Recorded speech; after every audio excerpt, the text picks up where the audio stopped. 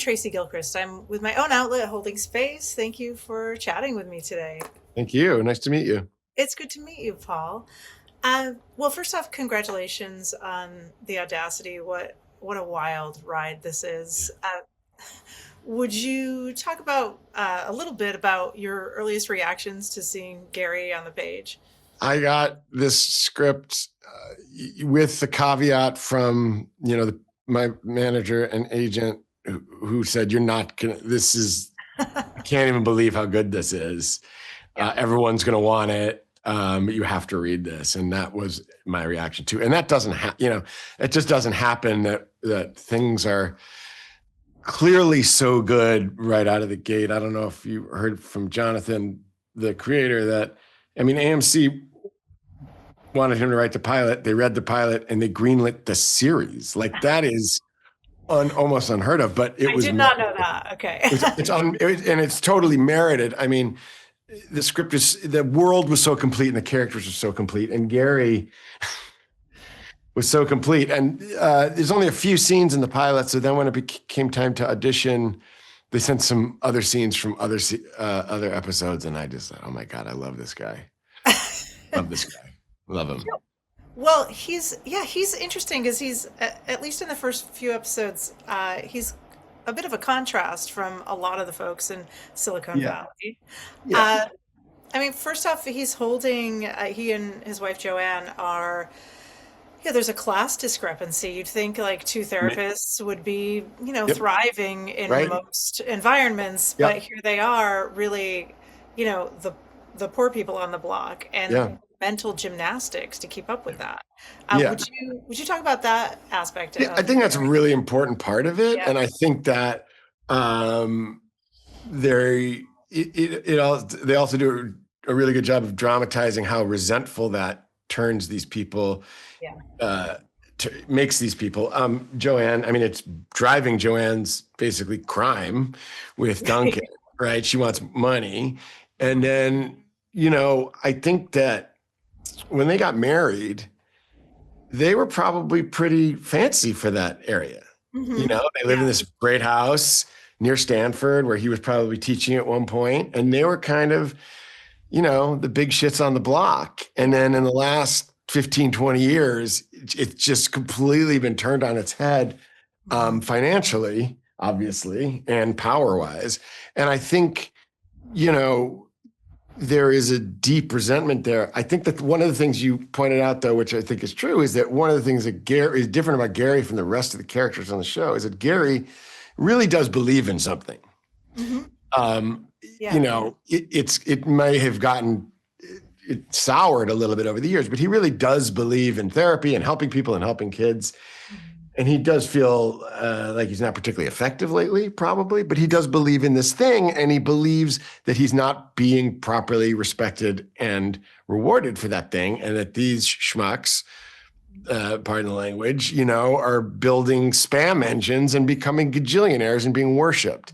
And I think despite his best efforts, it's making him very, very angry.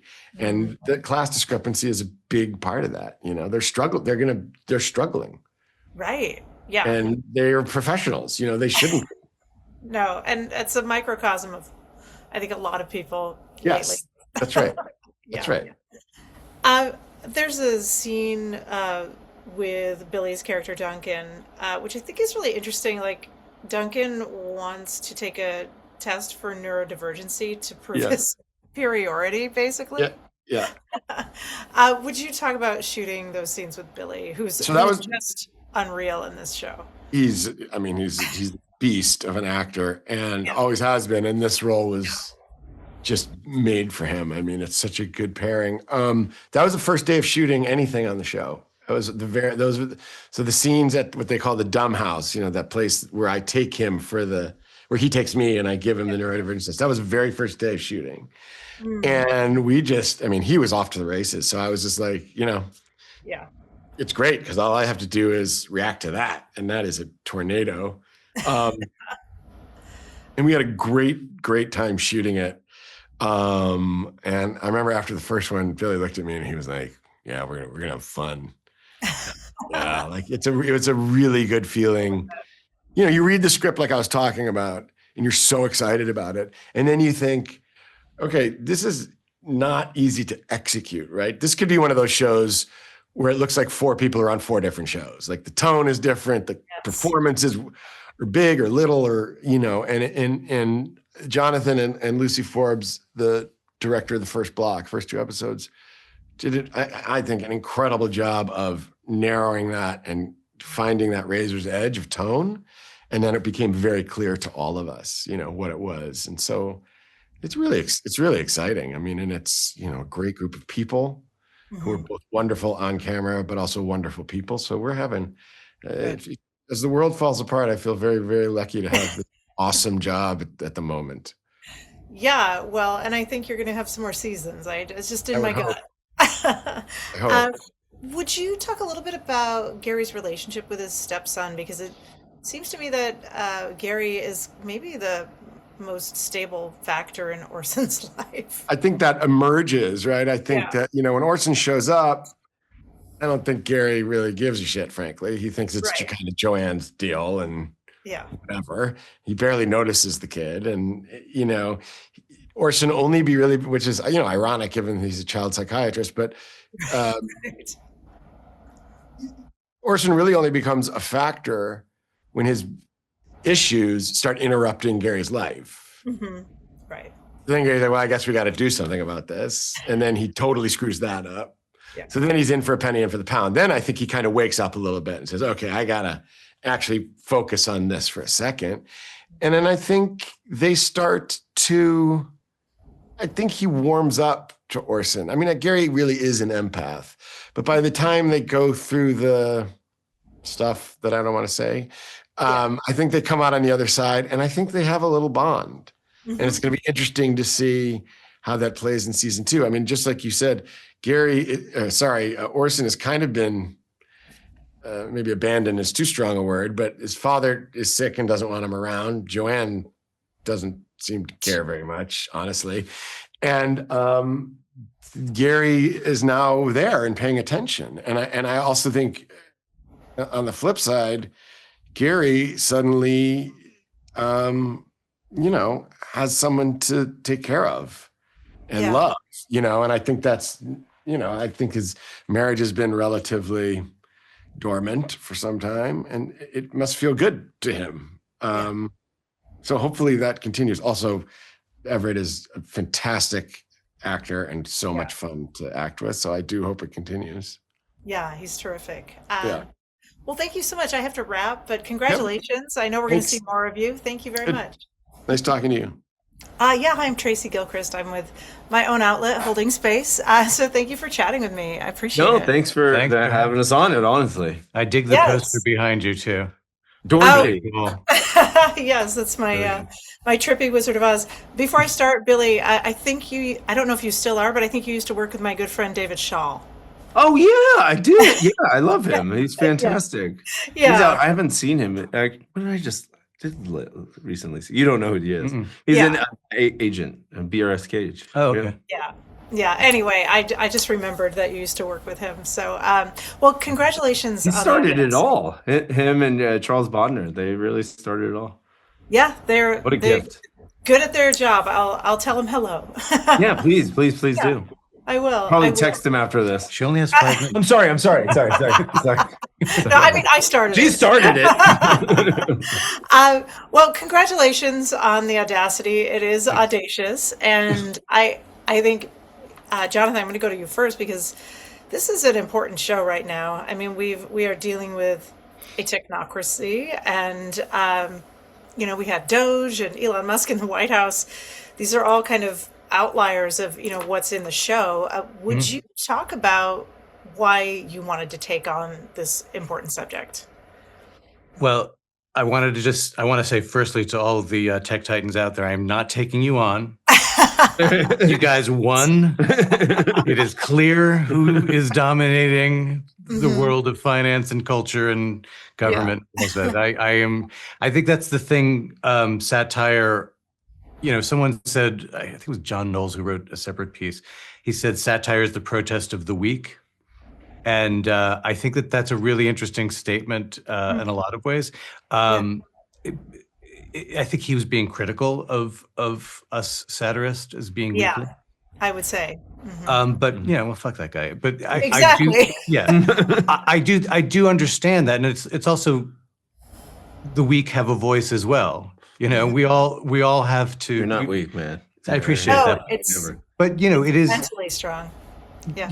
Mentally strong. That's what my shirt says.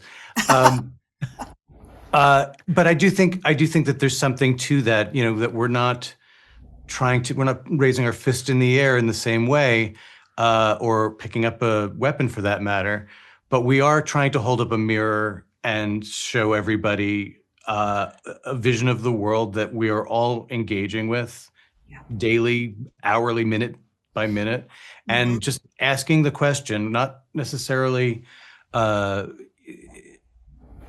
a certain amount of skepticism, but asking the question, is this what we want? Is this the relationship with tech that we really want? And do we understand who the people are who are, making these decisions, designing the tech? I would say that, a lot of tech began with the greatest of intentions. It was a designed to enable greater communication and increase tolerance and increase, awareness of things like global warming and such like that. And, at some point they realized that's not really what's happening here. And yet we're making a lot of money. Yeah. So what do we do? Because what we wanted to do isn't happening, but we're making a lot of fucking money. Right. So I think that's there's a lot of fun to poke at there. But there's also a lot of serious issues, as you implied. I do want to expand on his point. Sure. Like, that is the best tool an artist has, is to put that mirror up, like you were saying.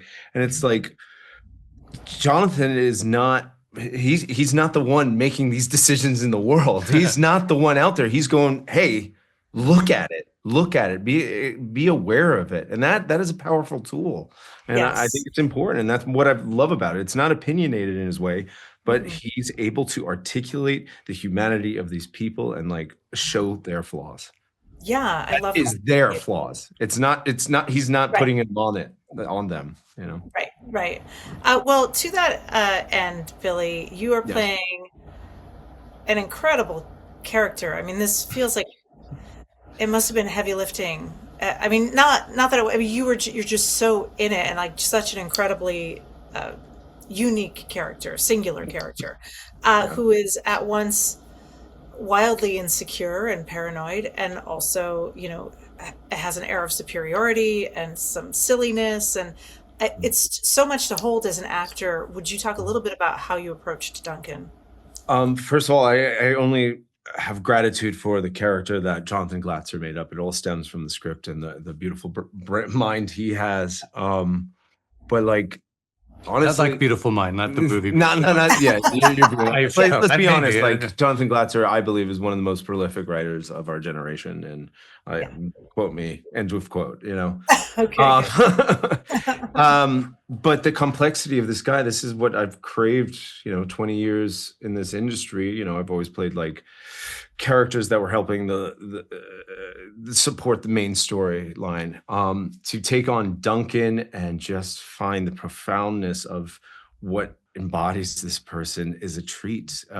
Is it heavy lifting? Yes, but I have these giants around me supporting me the whole way, so I have no fear as I tackle every dark, beautiful, colorful part of this man's soul.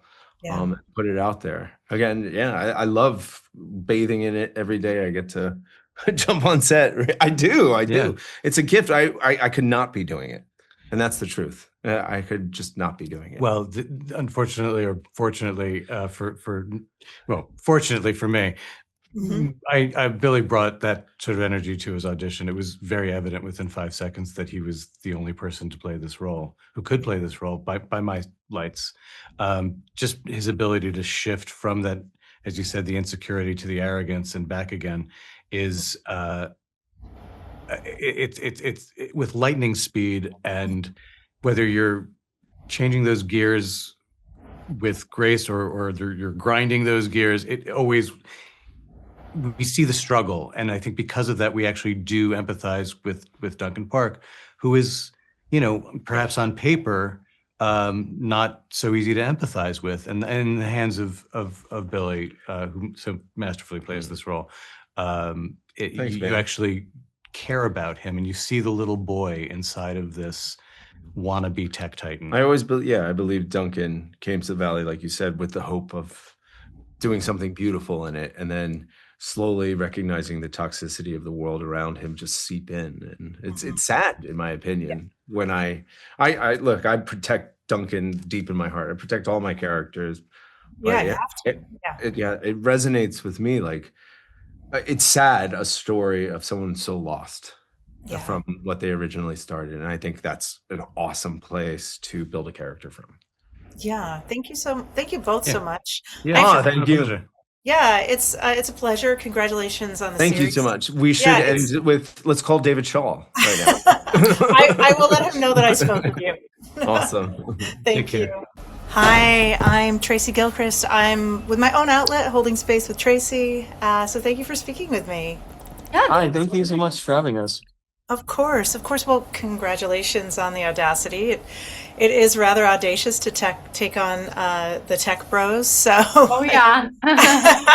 Thank you. Yes. Well, I would like to go to you first, Ava Marie, and I'd really like to hear about this story about Jameson and her mother, and really this kind of cruel food policing that happens. But then at the same time, Jameson is pretty cruel to Tess in return. So it's kind of like a cycle of not very kindness. Yes. Well, I think that the relationship between Lily and Jameson, I think Lily kind of pushes all of her own insecurities onto Jameson. I mean, we see later in the show her talking about her childhood, and I think it's kind of a reflection on that and how she treats me. Sorry, water.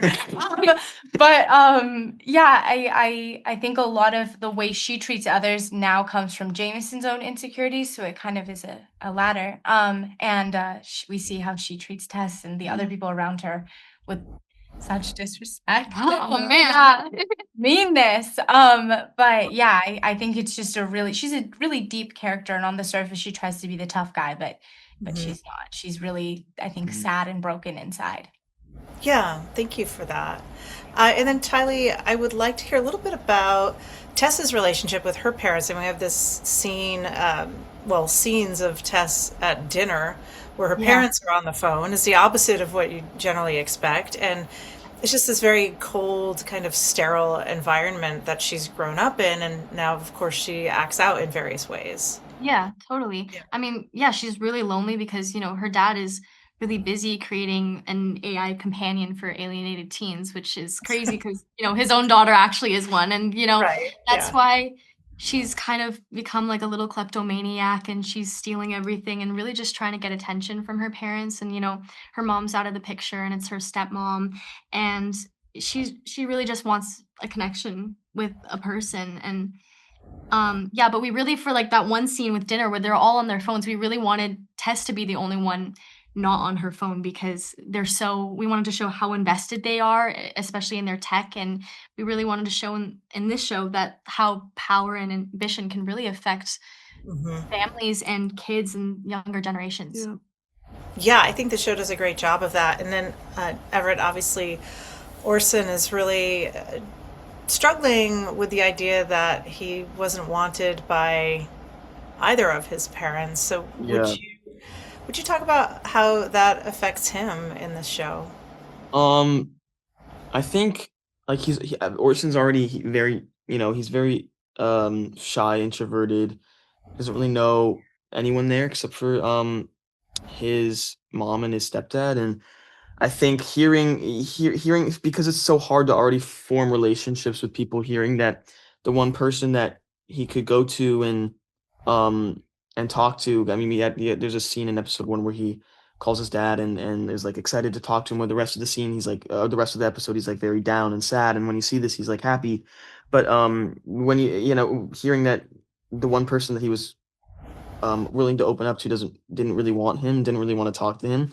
I think it affected him in a lot of ways. But I think now he's kind of.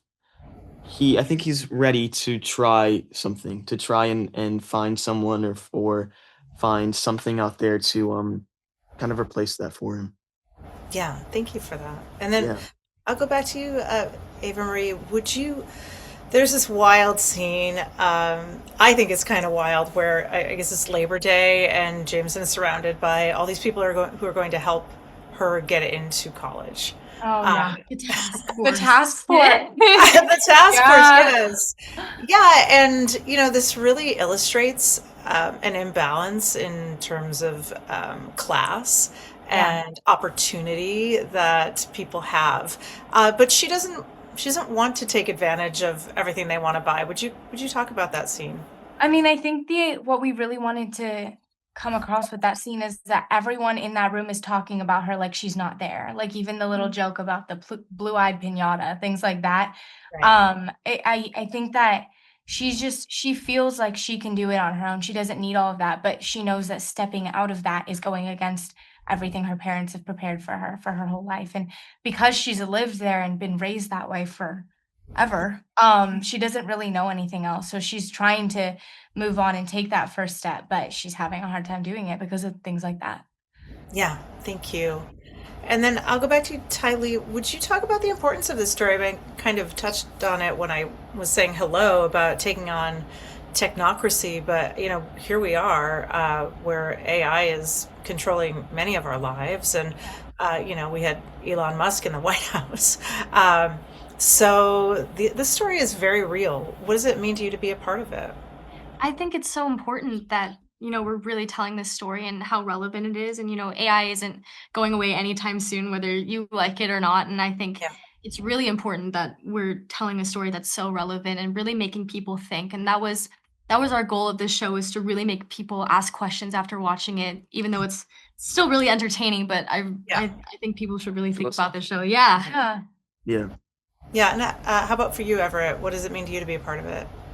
I mean, I agree with everything that Thailey just said. It's obviously shows for entertainment, and like if you want to, I think what's really great is like this. If you want to, like after a long day, kick back and watch a show, this is a great one to watch. And if you want something that's that leans into kind of more intense, deep themes, this is also a really good show to watch. It's like the best of both worlds, depending. It's something for everyone, and I think that's really why it's very special. I mean, it does it does dive into those topics and messages that get across, but also it doesn't push anyone away that just wants to watch a show and laugh, you know what I mean? So I think that's something that really drew me to the script and to the show as well.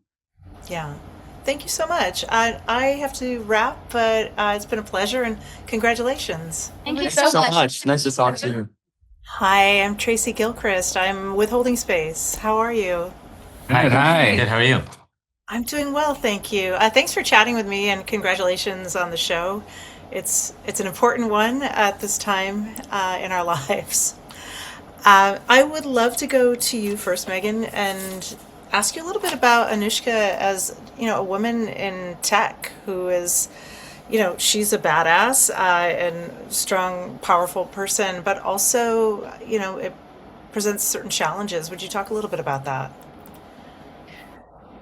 Yeah, of course. I mean, it's sort of, this woman navigating her way through like these very complicated people.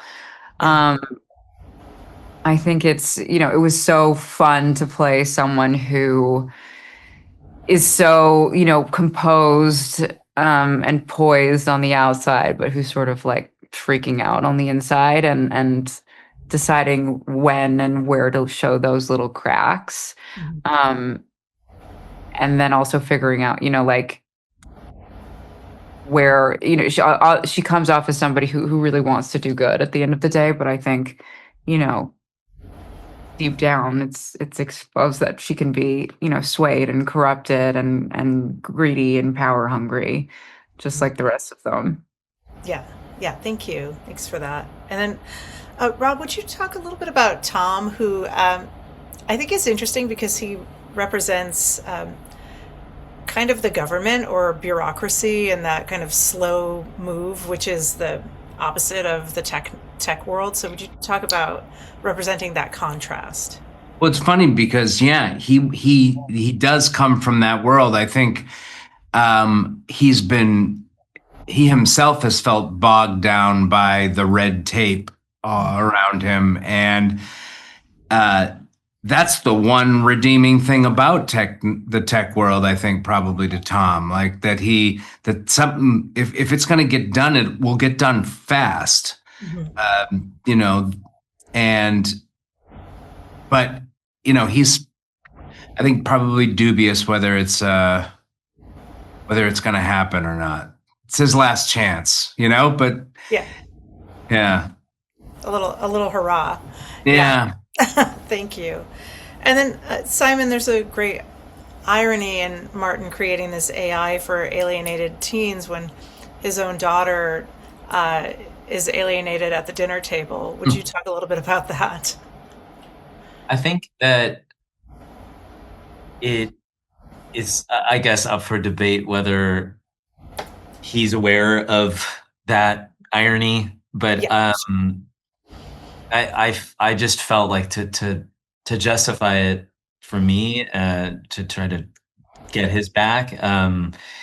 It's like I think that there's a common thread with a lot of these types of personalities who feel like they're sacrificing for the greater good. There's some sort of altruistic, the sort of effective altruism movement of people doing something right now that might not feel good, but is actually going to benefit mankind. And I think he thinks, okay, well, it's worth neglecting his relationship with his daughter if he can be more effective, with future relationships, future fathers and daughters and teenagers and all that. So he's going to sacrifice his own for the bigger picture. Oh, man. It's dark. It's dark. But I do kind of think that's how, if he were to have to talk about it, I think that probably would be the way it was rationalized. I don't know how much he's thought about that, but I've thought about it. Yeah, I think that makes a lot of sense. Thank you. Meaghan, would you just talk a little bit about kind of telling this bigger story at this moment where you can't go 2 minutes in the day without hearing about discussions about AI and about the technocracy and just, what does it mean to you to be a part of a very current, socially important story, as well as a funny one? Yeah, I mean, I listen, it's we were saying while we were filming, this is the stuff that was in the news constantly. So it felt very it's exciting to be doing something that's very reflective of the world that we're living in.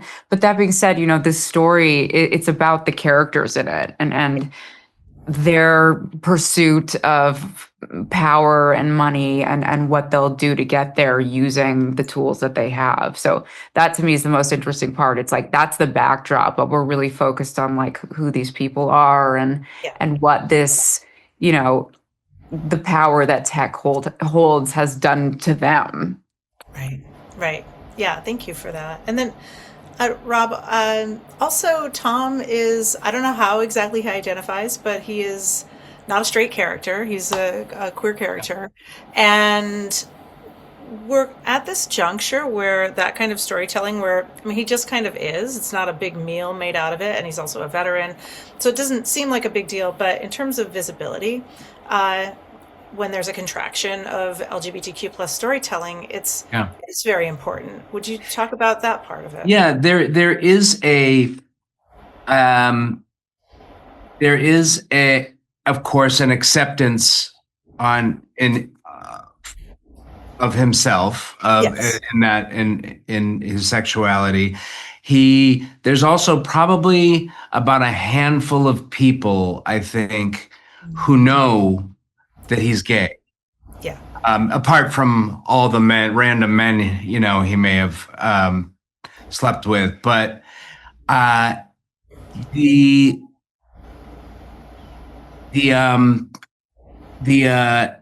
important thing is that he came up during the don't ask, don't tell military, movement, and I think that really kind of affected him.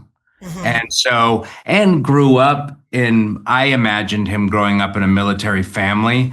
So he was very, don't ask, don't tell, keep it to yourself kind of thing. And it's sad that he doesn't get to just be that. Yeah. Yeah, well, thank you for that. And I think I'm going to have to wrap soon. Yes, time to wrap. But thank you so much for chatting with me. I appreciate it. And congratulations on the series. It's really Thank you. Thank you for listening to Holding Space with Tracy E. Gilchrist. Holding Space with Tracy E. Gilchrist is a main character production hosted by me, Tracy E. Gilchrist, produced by Joelle Del Stella, co-produced by Mason